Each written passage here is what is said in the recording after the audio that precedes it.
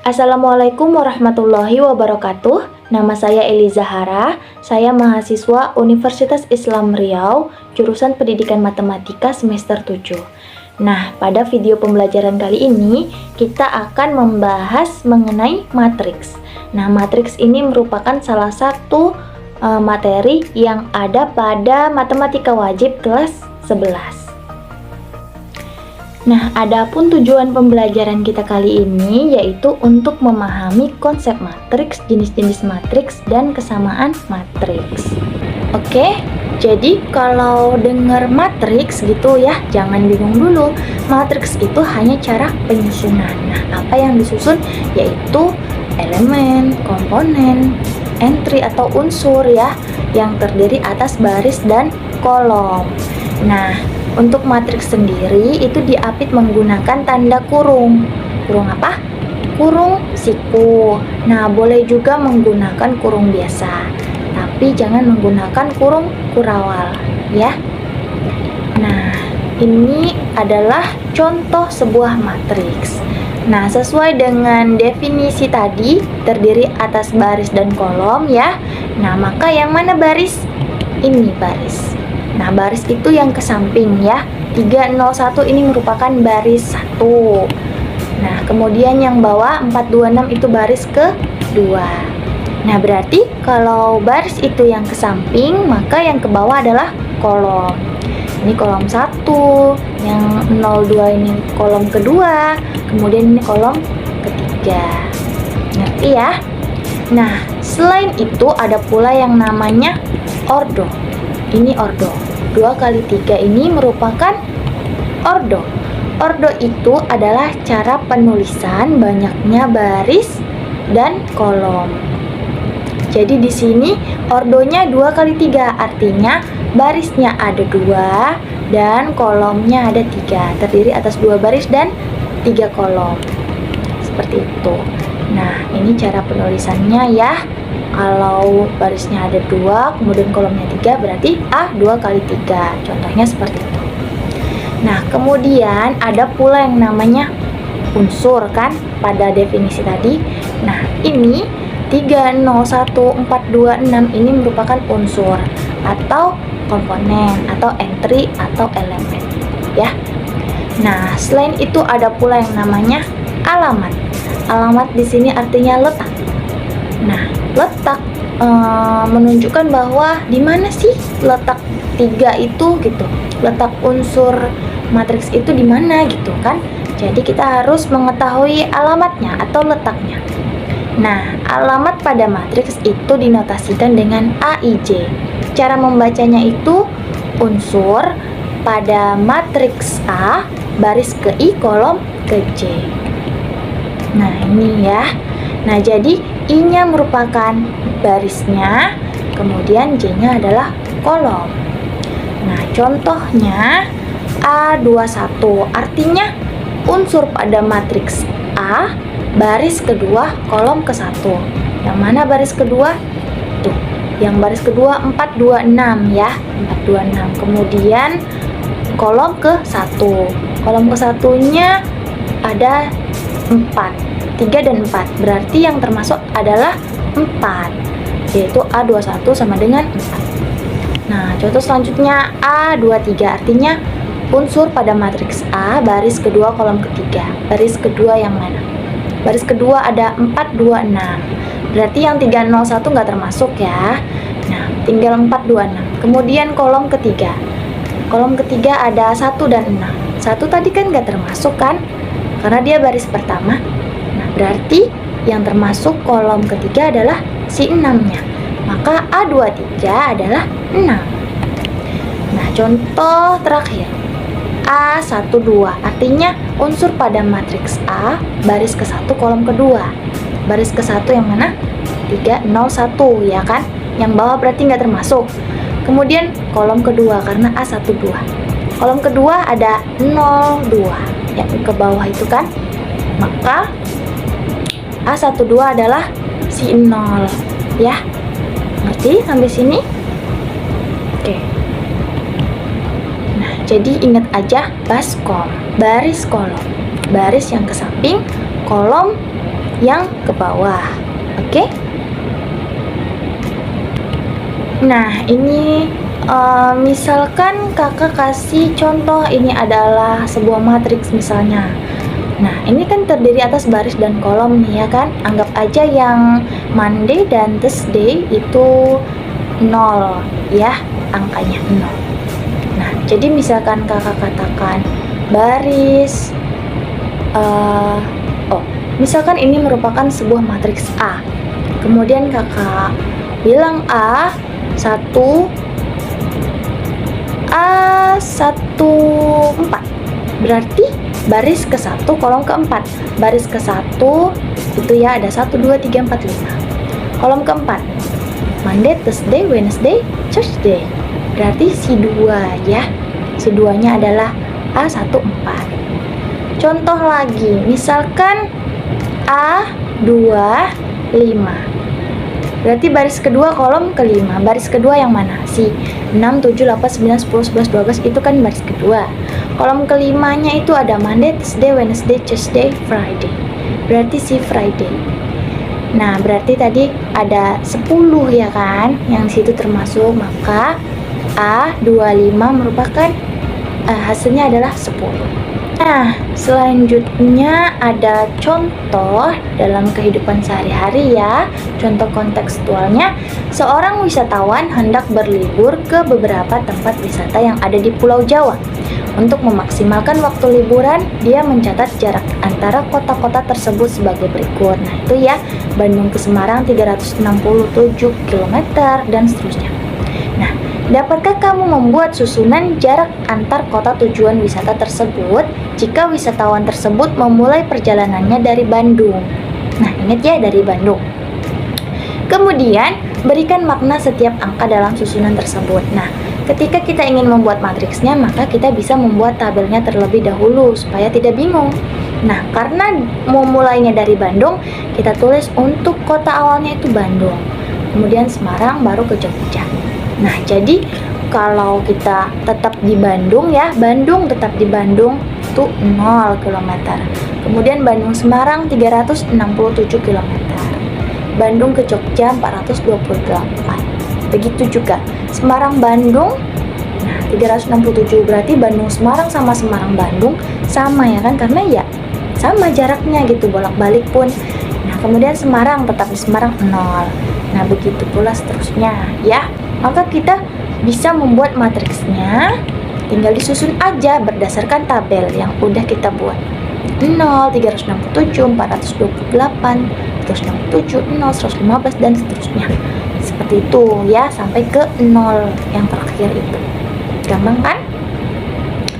Oke. Selanjutnya ini adalah bentuk umum dari matriks itu sendiri. Nah, A M kali N sama dengan A11, A12, A13 itu titik-titik sampai A1N. Artinya untuk bentuk umumnya A11 baris ke-1 kolom ke-1, A12 baris ke-1 kolom ke-2. Itu titik-titik maksudnya sampai pada matriks yang dibahas ya, sampai kolom ke N. Nah, kolom ke tak hingga sampai kolom yang sedang dibahas ya. Kemudian ke bawah itu A21, A31 sampai ke bawah AM1, artinya barisnya sampai tak hingga kolom ke-1 ya. Kemudian sebelahnya juga sama. Nah, sampai AMN, artinya unsur pada matriks A baris ke M kolom ke N, artinya ya sampai tak hingga barisnya sampai kolom tak hingga juga. Seperti itu. Ngerti ya?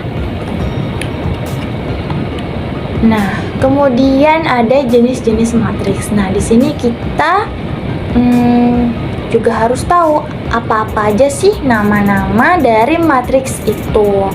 Nah, sama seperti kita pengen kenal orang ya kan, nanti supaya kalau ketemu di jalan gitu kita bisa saling menyapa gitu ya, karena udah pernah kenal gitu. Nah, sama kita memahami jenis-jenis matriks supaya ketika kita nanti menemukan matriks yang seperti ini gitu, kita tidak bingung gitu ya, karena udah pernah belajar, udah pernah tahu.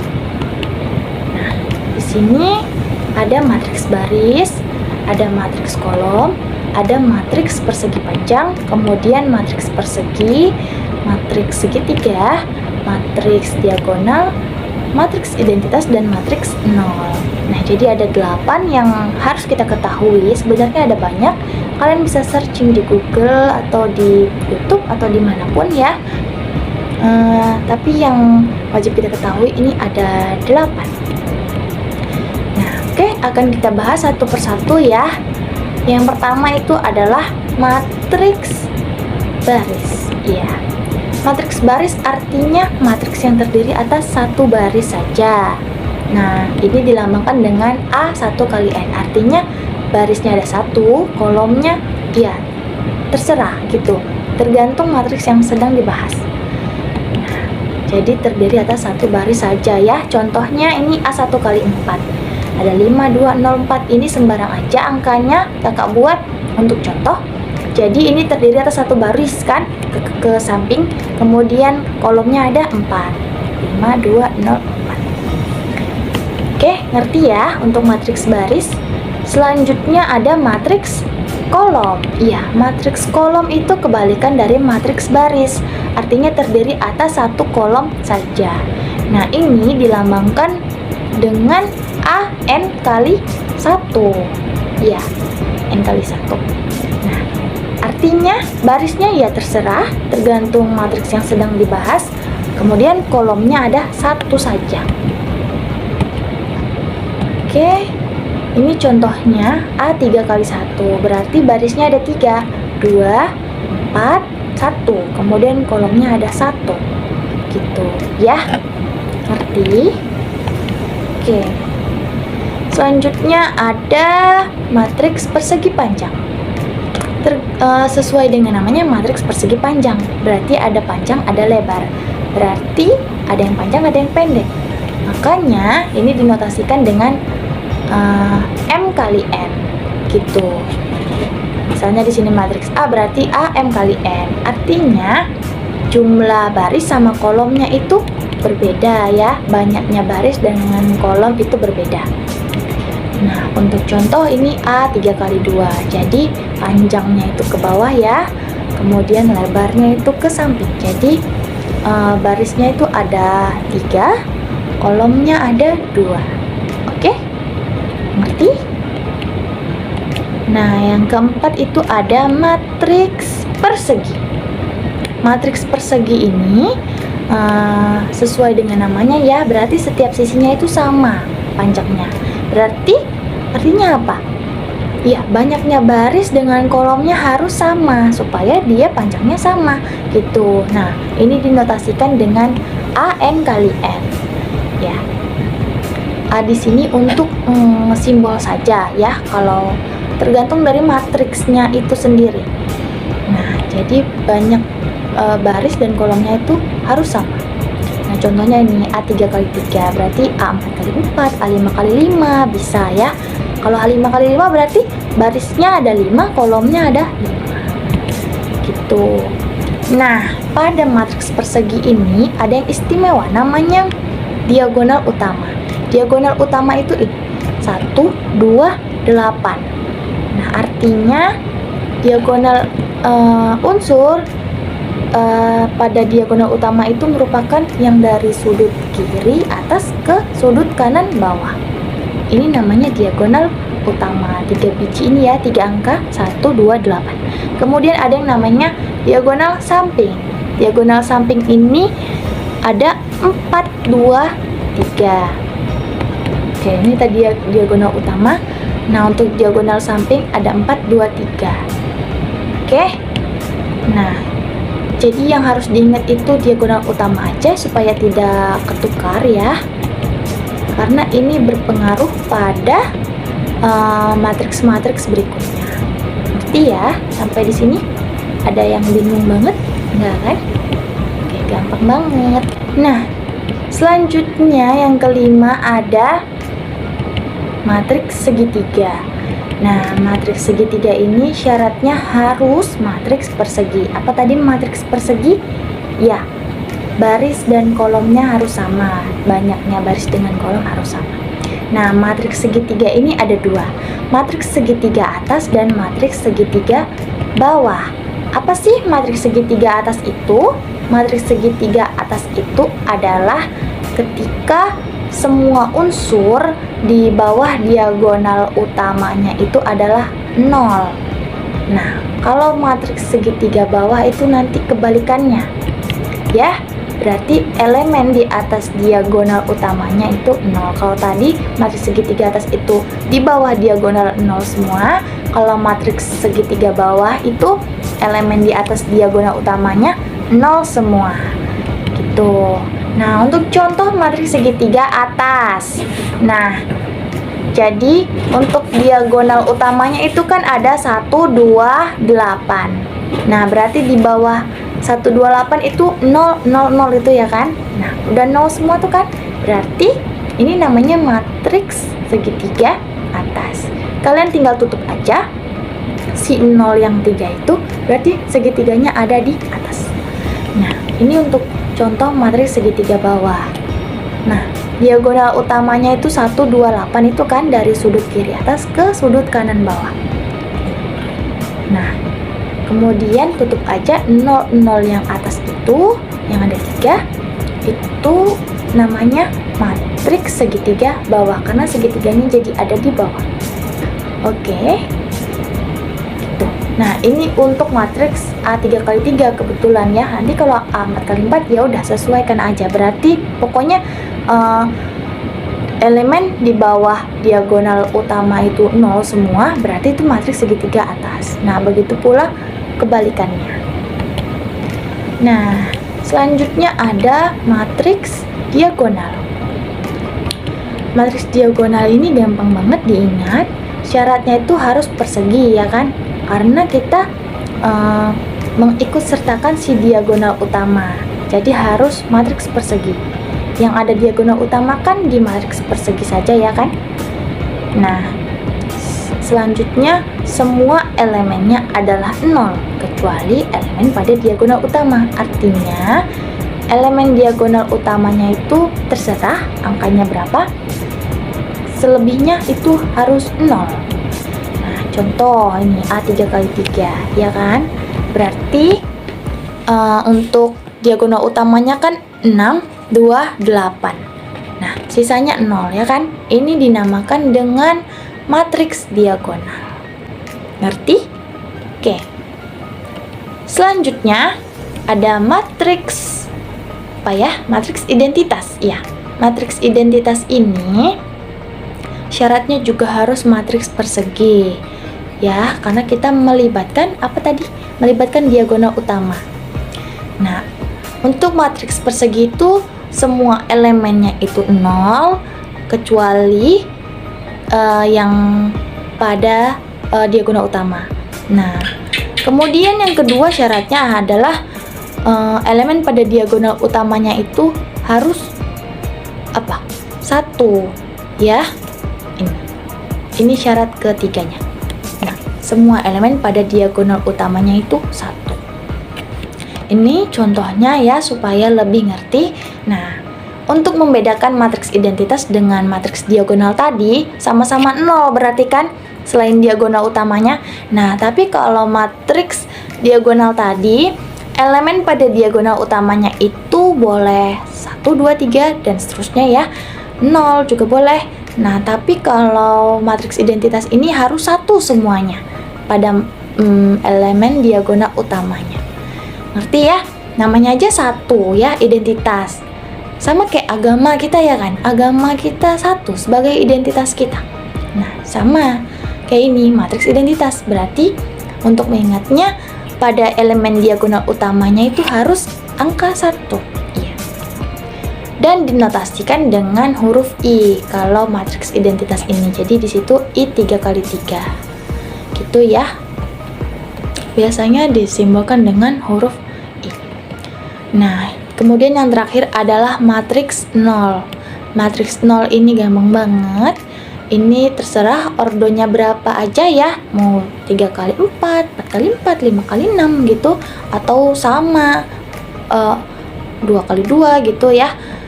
Nah, yang penting elemennya itu semuanya 0 ya. Nah, ini contohnya. Oke, gampang kan diingat untuk matriks yang ini? Oke, jadi ada 8 itu tadi yang harus kita ketahui nama-nama matriksnya. Kemudian untuk kesamaan dua matriks. Nah, untuk syarat kesamaan dua matriks itu unsur yang seletak itu harus sama nilainya. Baru bisa dikatakan matriks yang sama. Namanya aja kesamaan. Dua matriks harus sama berarti. Nah, kemudian yang kedua syaratnya adalah ordonya harus sama. Misalnya ada dua matriks nih. Ordo matriks si A-nya itu 3 kali 3, matriks si B juga 3 kali 3. Gitu, harus sama. Nah, ini contohnya. Di sini untuk A11 misalnya. Baris ke-1, kolom ke-1. Yang sebelah kiri ada si 2, yang sebelah kanan ada akar 4. Akar 4 berapa? 2 kan? Berarti sama. Yang terletak pada 1, baris ke-1, kolom ke-1. Kemudian sebelahnya baris ke-1, kolom ke-2. 1, 2. 2 kurang 1, 1. Yang sebelah kanan juga 1. Berarti sama-sama 1. Nah, begitu pula sebelahnya lagi. 1, 3. Berarti baris ke-1, kolom ke-3. Yang sebelah kiri itu ada akar 9. Akar 9 berapa? 3. Yang sebelah kanan juga 3. Nah, begitu pula yang bawah. Sama ya. 0, 4, 0, 4 ya. Sama. 4 kuadrat itu 16. Ya sama, sebelah kanannya 16 juga. Seletak kan? Nah, kemudian ini sebelah sini 2, 1. Kemudian 2 pangkat 2, 4. Yang sebelah kiri juga 4 gitu. Oke? Ngerti ya? Ini gampang banget. Oke, sampai di sini video pembelajaran kita kali ini. Sampai bertemu di video selanjutnya. Oke, see you next time. Jaga kesehatan kalian ya. Assalamualaikum warahmatullahi wabarakatuh. Terima kasih.